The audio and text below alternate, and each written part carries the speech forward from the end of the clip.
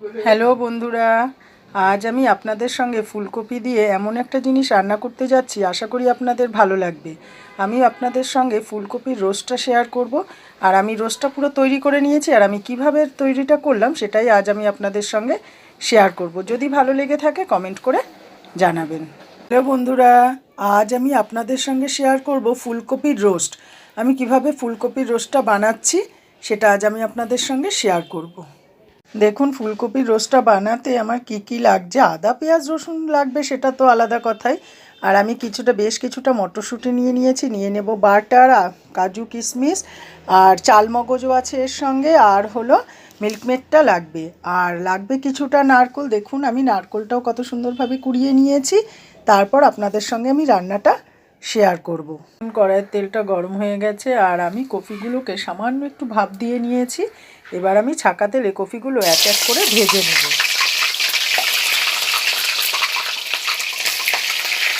দেখুন, ফুলকপিগুলো আমি এক এক করে সুন্দরভাবে ছাঁকা তেলে ভেজে তুলে ফেলেছি। কপি ভাজার তেলটা তো গরমই আছে। এবার ফোড়নে দিয়ে দিচ্ছি গোটা গোলমরিচটা দিয়ে, আর দিয়ে দিচ্ছি তেজপাতা। একটু নেড়ে চেড়ে এরপর আমি পেস্ট করে রেখেছিলাম আদা পেঁয়াজ রসুন কাঁচা লঙ্কাটা আমি পেস্ট করে রেখেছি, সেটাই আমি দিয়ে দিলাম। দিয়ে একটু নেড়ে চেড়ে তারপরে দিয়ে দেব কাজু কিশমিশ নারকেল আর একটু পোস্ত দিয়েছি। এটাকে আমি পেস্ট করে নিয়েছি, এটা আমি ঢেলে দিচ্ছি। এবার দুটোই আমি সুন্দরভাবে কষিয়ে নেব। এবার আমি দিয়ে দিচ্ছি পরিমাণ মতো নুনটা দিয়ে আমি নেড়ে চেড়ে একটু কষতে সময় দেব।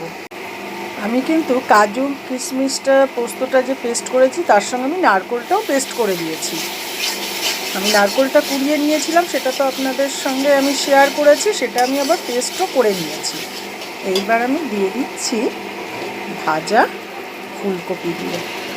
ফুলকপিগুলো দিয়ে নেড়ে চেড়ে আবারও কষিয়ে নেব। ফুলকপিটা কিন্তু একদম ছাঁকা তেলে সুন্দরভাবে ভাজতে হবে, নইলে কিন্তু টেস্টটা আসবে না।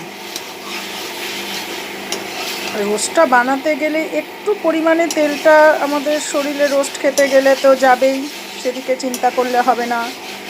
সেই জন্য এটা তো আর রোজ রোজ রান্না করে খাবার জিনিস না, মাঝে মধ্যে আমরা করে খেতেই পারি। একটু আধটু তেল বেশি শরীরে গেলে সেরকম কোনো অসুবিধা নেই। আর এবার আমি দিয়ে দিচ্ছি টক দইটা দিয়ে নেড়ে চেড়ে আমি একটু কষতে সময় দেব। দেখুন তেলটা কত সুন্দরভাবে তরকারি থেকে বেরিয়ে এসেছে। এবার দিয়ে দিচ্ছি কিছুটা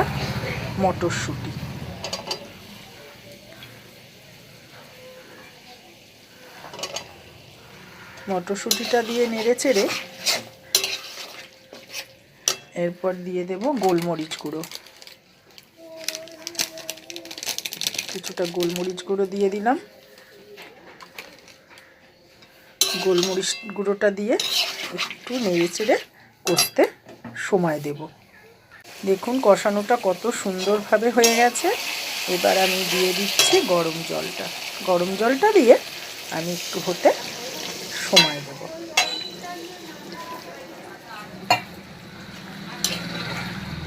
একটু ঢেকে দেব। কফিটা তো এত সুন্দর করে ভেজে নিয়েছি যে এমনিও কফিটা খাওয়াই যেত, সেই জন্য খুব বেশি সময় লাগবে না তরকারিটা হতে। এবার আমি একটা মশলা বানিয়ে নেব। দেখুন এই যে এখানে আছে জায়ফল জয়িত্রী লবঙ্গ দারচিনি এলাচ সাজিরা সামরিচ, আর এগুলোকে আমি কি করব এবার পেস্ট করে নেব।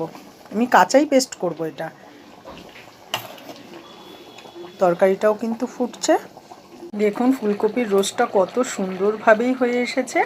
এবার আমি দিয়ে দিচ্ছি সামান্য চিনি, দিয়ে দিচ্ছি যে মশলাটা আপনাদের সঙ্গে আমি একটু আগে গোটা শেয়ার করলাম সেই মশলাটাকে আমি সুন্দরভাবে পেস্ট করে নিয়েছি।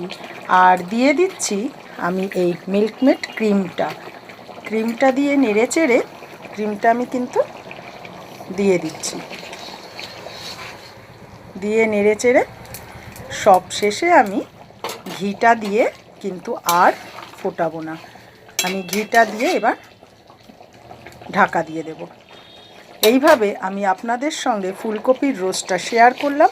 যদি ভালো লেগে থাকে কমেন্ট করে জানাবেন। আর আপনারা কিন্তু এই রোস্টটা একবার করে খেয়েই দেখবেন। আমরা ফুলকপি দিয়ে তো নানান রকম তরকারি করে খেয়েই থাকি, কিন্তু আপনারা এভাবে ফুলকপির রোস্টটা একবার করে খেয়ে দেখুন।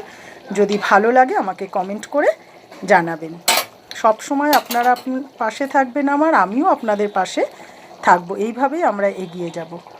ফুলকপির রোস্টটা একদম রেডি। এবার আমি ঢেকে দেবো।